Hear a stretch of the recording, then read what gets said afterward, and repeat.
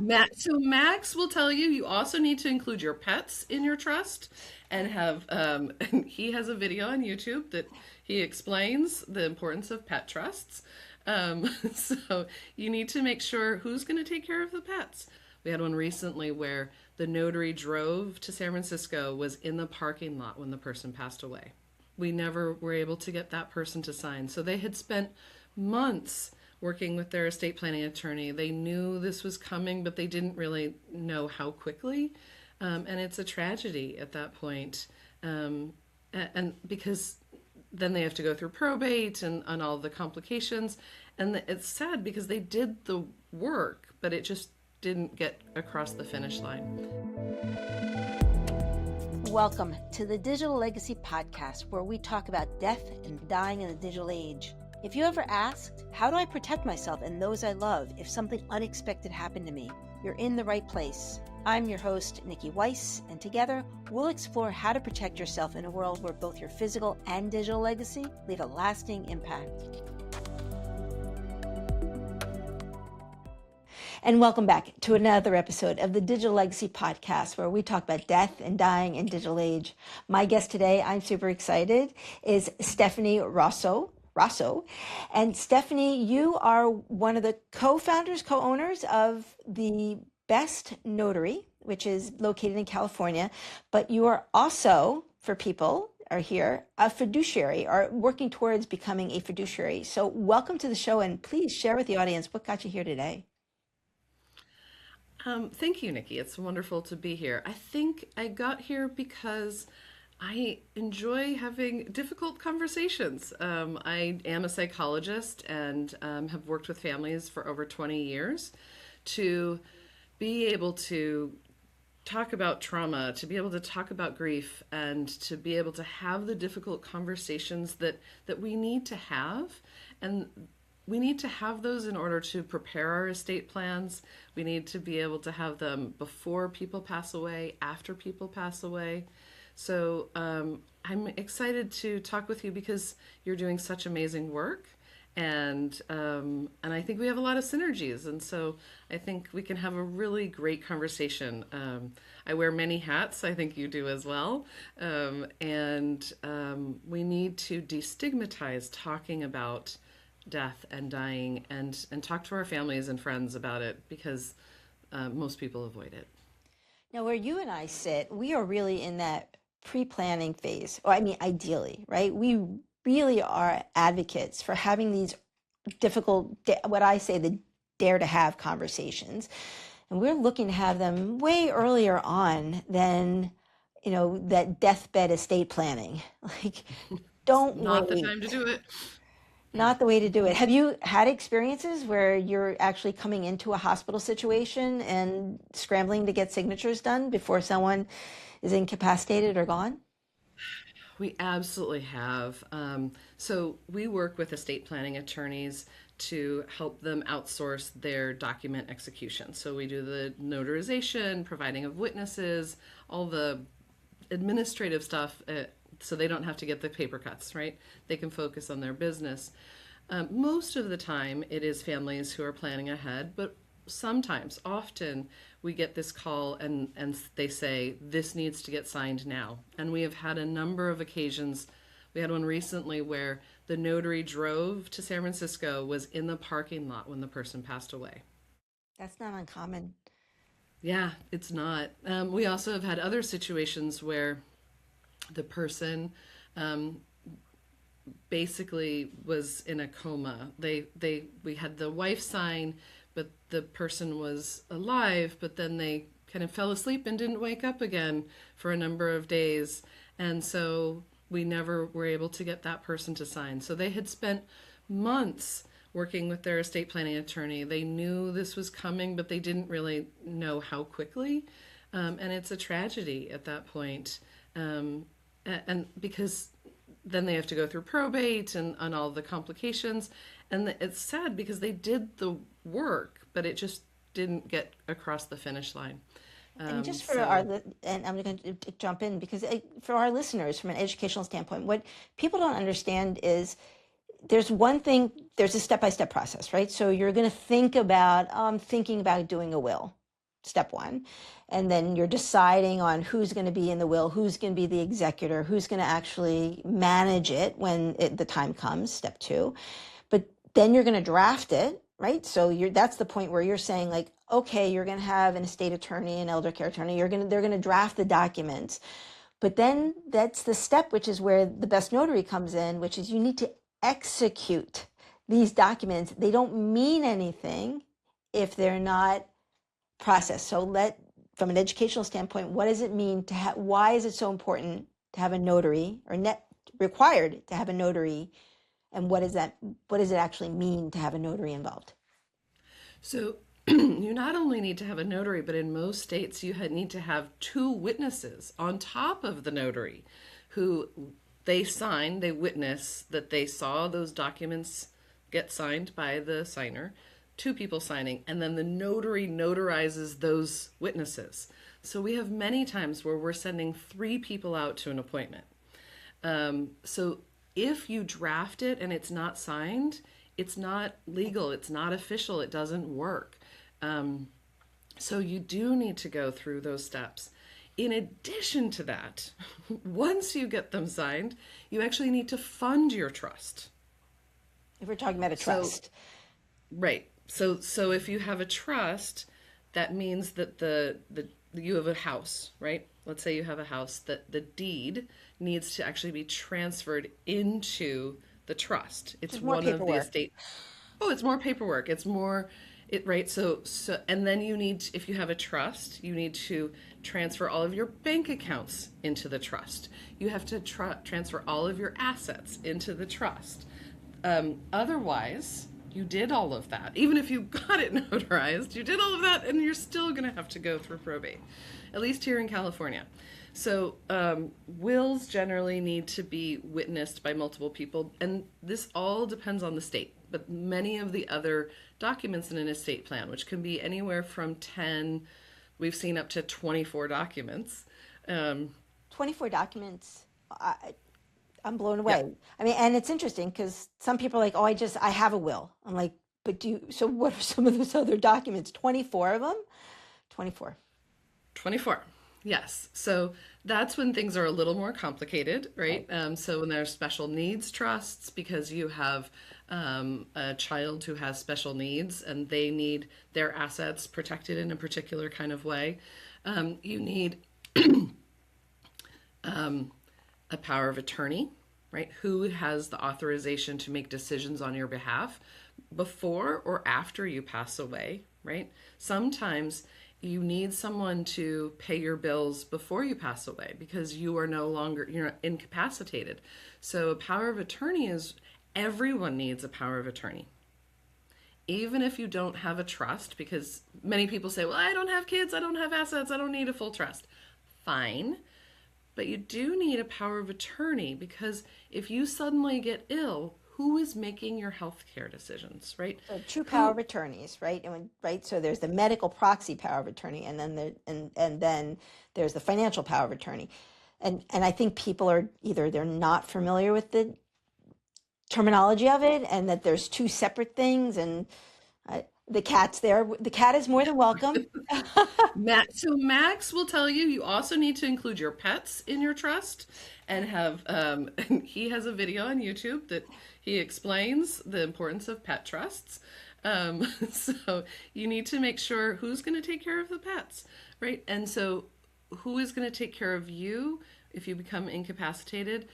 Who is allowed, so there's a HIPAA release, right? Who is allowed to have conversations with your doctors? There are many.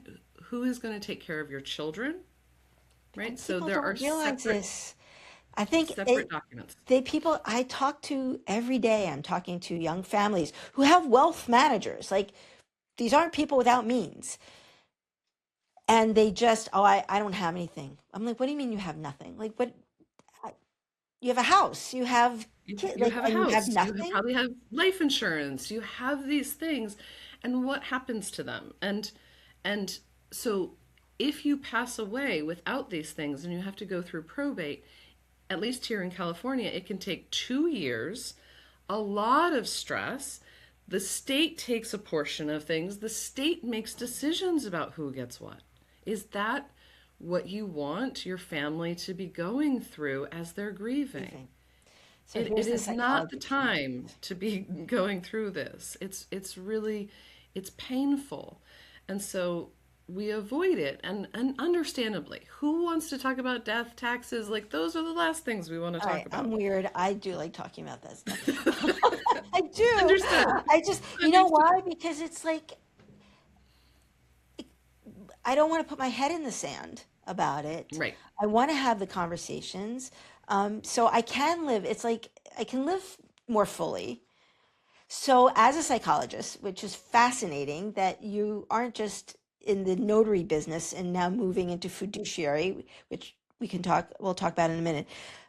But as a psychologist, why are people so avoidant of this conversation and doing the administrative paperwork to So completion? I Right.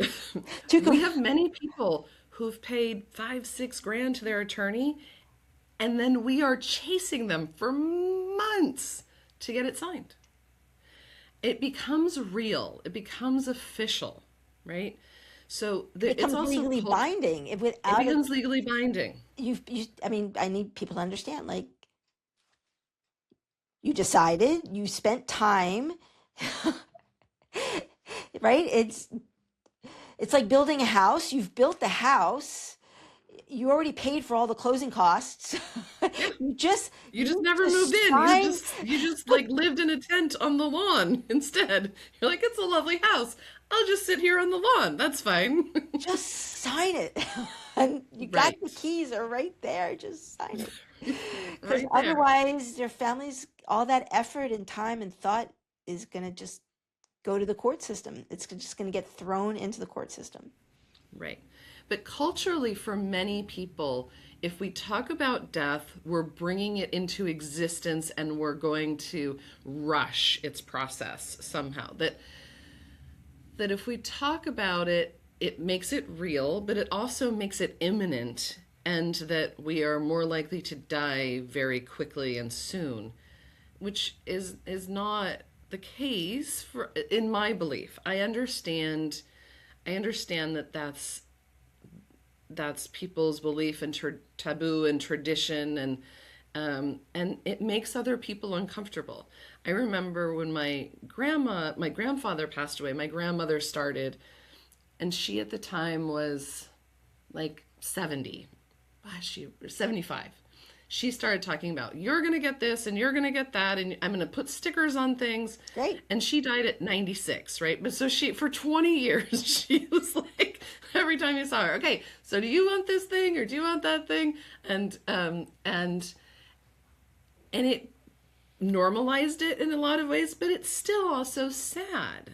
Like, talking about losing her, it also is then talking about losing my grandfather, and it's hard to have these conversations. It's But when she uncomfortable, did and pass, we when don't like to.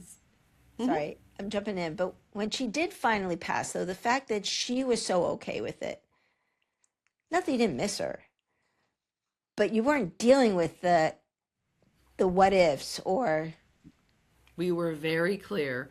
My grandparents signed documents in the 80s about, do not have me on life support, do not do this, that, and the other. And so when my grandfather deteriorated, he had Alzheimer's, and he deteriorated. At one point, he was on a feeding tube, and there was a question about, what do we do about this? And we were all very clear. It's hard, but you then aren't second guessing yourself. I remember this day, I was sitting with this woman and her husband. It was pouring rain. It was right before Christmas, and we were getting their documents completed. And she said to me, I'm doing this now, so when the time comes, my daughter doesn't have to second guess or feel guilty about the decisions that she made. Now, you have to keep in mind, I had lost my mom like 9 months earlier. And I looked at her and I said, that is the most loving and beautiful thing you could do for her. Because if you're sick, it is so hard to know, am I making the right decision? What would she want? And if you are crystal clear in that, as hard as that decision is, you don't have to second guess yourself. You don't have to feel guilty. You don't have to have the like what ifs, should I have, the all the things that go in the back of your mind. You can focus on, I love my mom. I want to do right by her. Right. I want to honor her wishes and I want to say goodbye to her, as opposed to I'm not sure what to do. That's a terrible place to be. Especially in that moment of crisis. Yeah. And I just want to emphasize again, we say the documents. People, again, I don't think they understand the complexity when we say it's a stack of documents. Oh, Now, sometimes like 500 pages. okay, now, So, okay, granted, California is the most, California and New York are probably the most complicated states. Agreed? and it depends on how many assets people have and circumstances. So Fair enough. it At can be minimum. very simple. Right. Yeah, So it can at be minimum. very So simple. if California and New Yeah. York are the most complicated estate administrative states, which one, let's call it, which one are the simplest ones? At least. Oh, I don't know off the top of my head. It really depends on the circumstances, right, of the family and if they have kids or not and if they have special circumstances. But so I'm not sure exactly which states are less more less streamlined. Yeah. less Yeah. document driven. Yeah. So it can be, as I said, 10 documents and each one being 1 to 15 pages, right? Some of them are a single page. They're not, so by the time someone, because I don't want to scare people off, by the time they actually sign them, they understand what they are. And each one has its purpose and they fit together like a puzzle. And that's why you need, I think, a good estate planning attorney to help you think through the options. And then so your company supports the estate planners. Yep. Yep. And so because the attorneys, they will draft the documents, but they are not notaries necessarily. So some of them are, and some of them have paralegals in the office. But what we do is be able to help estate planning attorneys see clients across the entire state because it's not always that simple and easy to go into the office of the estate planning attorney, right? So we can send someone else to the home. I've joked that we could do it at a soccer game. No one has ever taken me up on that. But we also can do many of the documents through remote online notarization. And so we meet on Zoom. So we have done signings. There was a couple who was sailing around the world. They got into port. They got on Zoom. They signed their documents. We've had situations where one brother is in Amsterdam, one's in San Francisco, and then one was a hermit who lived out in Carmel Valley. He had no cell phone, he had no internet, he had no email address. So we sent someone in person to him. So it allows so many estate planning attorneys do it in the office, and we're trying to help them think about letting go of the office and being able to serve more families. Because if you're only serving people who live within a 15-20 minute drive, you're really limiting who you can see. And really everyone needs some sort of plan. So this helps democratize who can get access. And this is also because your system is a remote service you provided for all 50 states, We do. international as well. So if someone has United States documents, for example, I said the person who is in Amsterdam, they can get on Zoom. So the attorney is in the US and the person is living other places, we can do that. So Yeah. you're able to do it. The idea is not to overwhelm people, but at the same time is to let them know that dead is not dead. Do not, if I hear that comment one more time, dead is dead, they'll figure it out. It won't, it's just a festering wound that just won't heal. So as we're all trying to have these conversations early on and also early on because it does take time. This is not a quick checklist to do. So then let me just lean into, so that's talking about the notary and the importance of having a notary sign all these important documentations.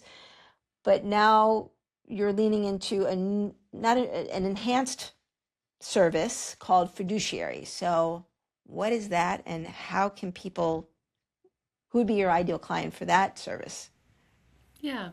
So when someone passes away, there is a lot of work that needs to happen, right? There may be a house that needs to be sold. There may be assets that need to be split. There are tax returns that need to happen. There's things that need to happen, and sometimes there are people that don't have someone who could do that for them, or they don't want to burden their family and friends, or their children have their own stressors, or they live out of state. And so instead of having someone who's a family friend or within execute on your documents, you can have a fiduciary who makes those decisions and helps finalize things.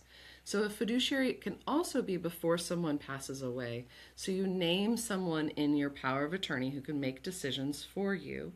And part of that is if you become incapacitated, right, you're still alive, but you need someone to decide, am I getting the right medical care? Am I living in a good facility? Do I have everything I need?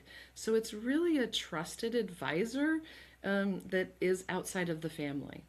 I think there are situations where, let's say you have a child with special needs, and this, of course, is part of my background. The sibling oftentimes feels like they have to defend, protect, or they feel like their sibling got a lot of the attention and they didn't get as much. It can be really hard for the sibling of someone with special needs. I actually used to run a group for kids who were siblings, right? Because they had their own particular challenges. So if you can imagine, after the parents pass away, if that sibling then is responsible for their housing and making sure that their assets are taken care of and that they have socks and all the things, that puts them in a caregiver role that may make it hard for them to be a sibling. And it maybe they don't even get along, right? And so then you've got stress and anger.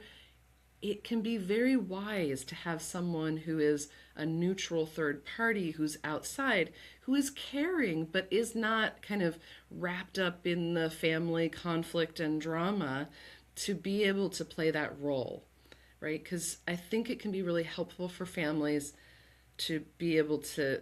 It gets complicated when you involve money, Yeah, right? Like, well, money, yeah, money and kids and property and things.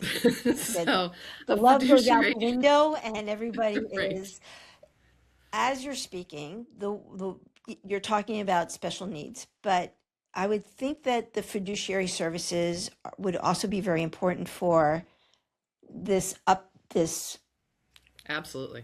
you know where I'm going, right?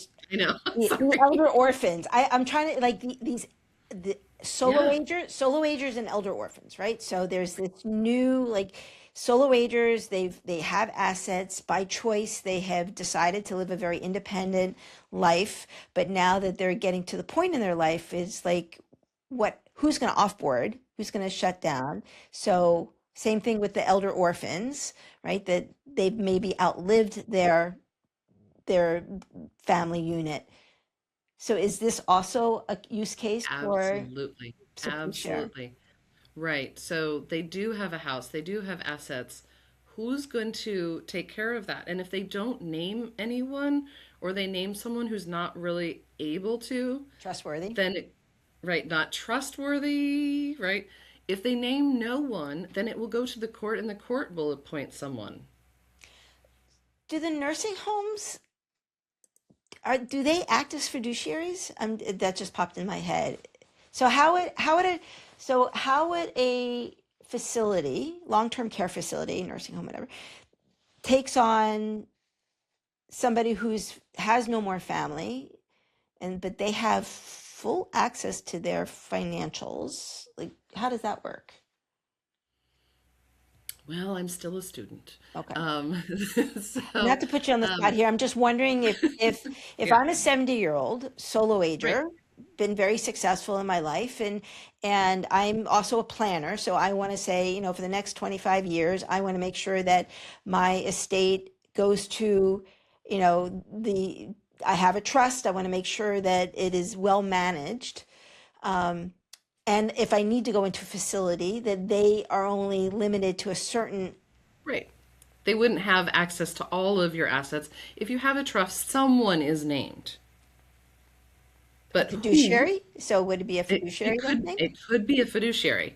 So that's where the estate planning attorney helps. This is where you need some advice. But someone is named. The question is, who is named? Are they able to really know what to do in that situation? It could be a fiduciary, and a fiduciary is trained, equipped, is part of an ecosystem of other people, and is held by laws and ethics and oversight in a different way, right? As opposed to someone who is named and has no idea how to handle all of this. Because it can get complicated. So if they're in a facility of some sort, the facility doesn't have access to all of their assets. They get paid Hope for you would hope not. right. They get paid for them staying there, but that doesn't mean everything else, right? They can't sell their house. They can't, if they start running out of funds, what happens? And let's say they do have a house. What do you do then? There are decisions that need to be made, and so there are, elder orphans who need someone to look after them, because and it's not just about money. It is Quality of life. partly about money, but it's really not. It's about, are you in a place that is taking good care of you and is looking out for you and advocating and making sure that you're getting to medical appointments and right thinking through what you need. So there's the money aspect, but there's also the health aspect and making sure that, is this place, providing you with emotional support and care and socialization, or are they just kind of leaving you uh, I know what there's a came to few mind was words because you and I have been through I this. don't want to say Yeah, that. there's a few words that we want to Yeah, be kind, respectful enough of that you're getting the proper care that right, you you expected to receive when you were of right, sound mind. right.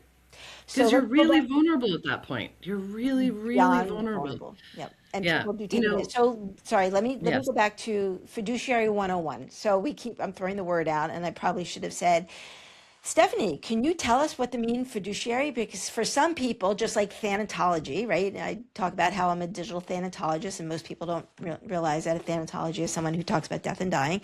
So, as a fiduciary, what is fiduciary, and what do they do?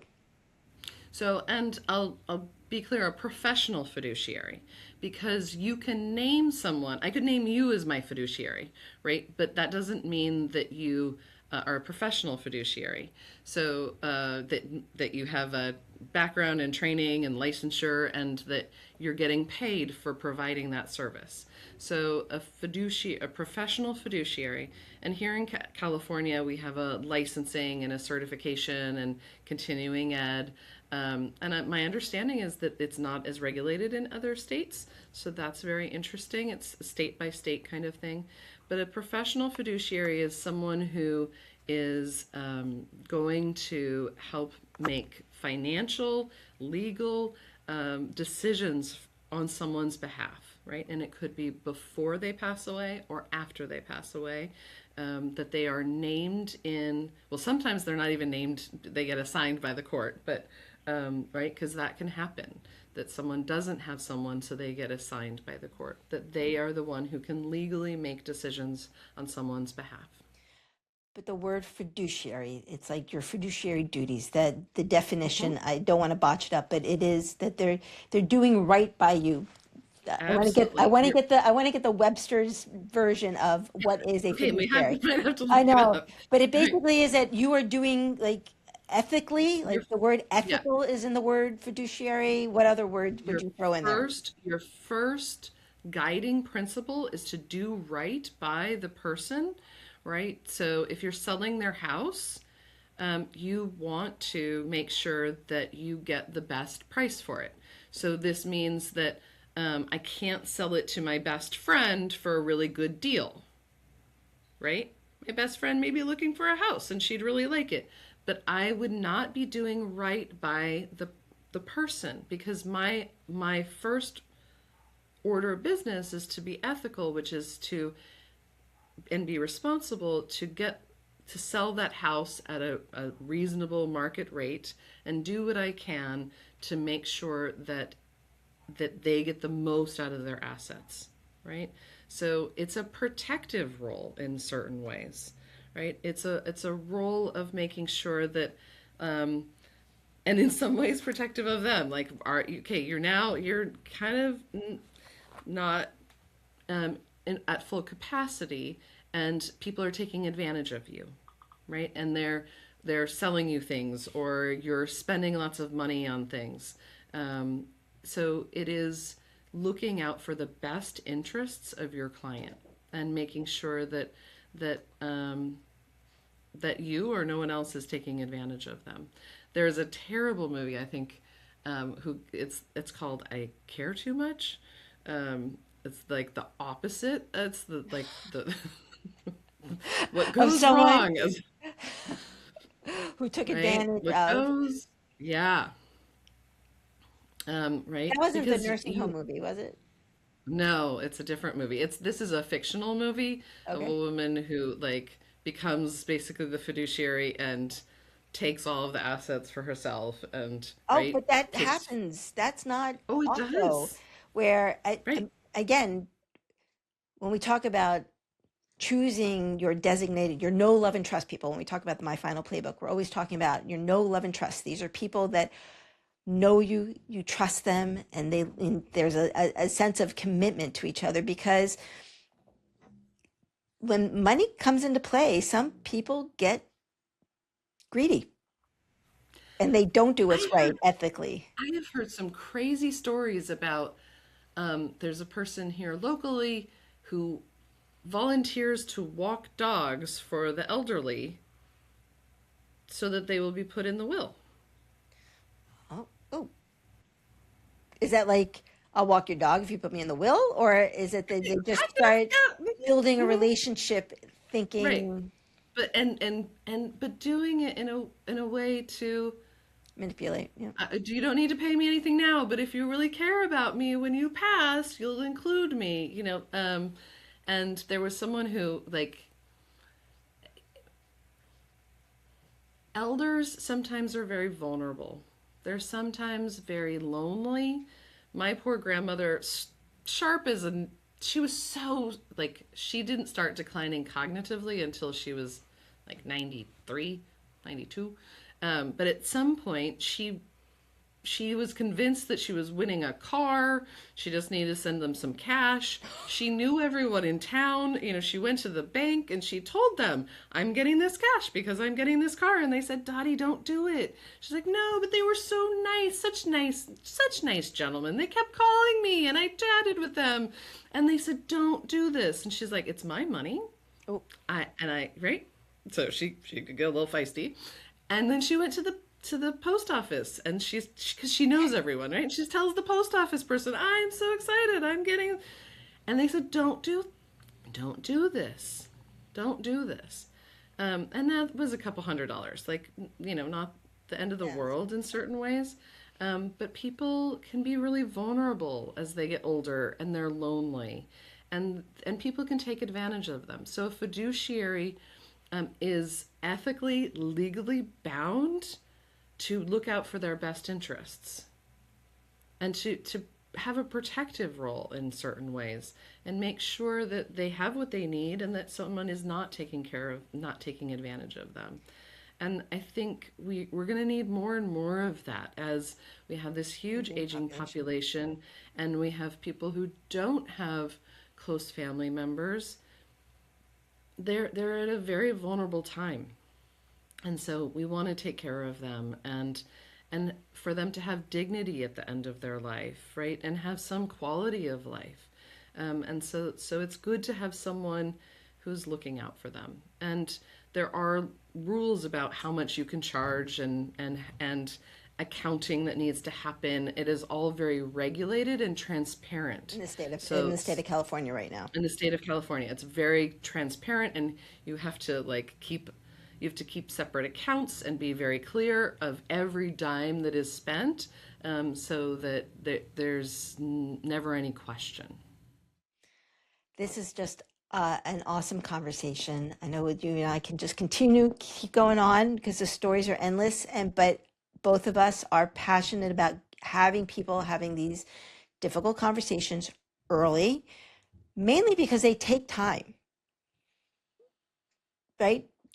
Just because you start the conversation doesn't mean a decision's made. And once you make the decision to actually find someone to do the documentation, draft the documentation, sign the documentation, execute the document, file it, there are multiple steps. So with that, knowing what we know today, what are one or two takeaways that our listeners can do to feel more empowered and take actionable steps? I think it's starting to have the conversations, right? It's at the dinner table, asking people, do you have an estate plan? Do you have things set up? This is uncomfortable conversations, but starting to have those conversations, starting to plan early, and noticing, ooh, this is a particular topic that's really difficult. I'm going to need to spend a little bit more time here, right? And this is going to need maybe some help having this conversation. We talk about the sandwich generation. I call it the panini generation, right? It is, people are taking care of their parents, taking care of their kids. It's panini because it's squished. It's hot, it's messy, there's never enough cheese. There are a lot of people who are in this position of trying to take care of everyone, right? So first of all, take care of yourself and don't burn out. And start to think about what you need and having the conversations with your parents, and start normalizing having these conversations, because it is a process and it's not one and done. Right? So every couple of years, right? I've had many people say, oh, I have a will, I've had it in place for 30 years. And it's like, well, guess what? Things have changed, right? Things have changed. And so it's a regular practice, just like going to the dentist, right? That you get into the routine of it and start thinking about it, and then it becomes less hard. And then to iterate as well. So with that, where can people find you if they were interested in your services and learning more about fiduciaries? Absolutely. Yep. So many things. So thebestnotary.net is the website for The Best Notary. I am also on LinkedIn. I do have on the side, drrosso.org is my personal website, but I think LinkedIn is a great place. The Best Notary has a YouTube channel with lots of really helpful videos about this topic, including the one for Max about pet trusts, which I highly recommend. So there's lots of places to connect. And with that, thank you so much. Appreciate your time, your expertise, and sharing your experiences here. We'll end our call. Thank you. Thank you, Niki. Thank you for listening to the Digital Legacy Podcast, where we talk about death and dying in the digital age. I hope this conversation inspired you to take control and plan for the inevitable to protect yourself and those you leave behind. Don't forget to subscribe to our newsletter at digitallegacypodcast.com. Remember, life is full of surprises. What happens after you die shouldn't be. So keep your passwords safe and your playbook up to date.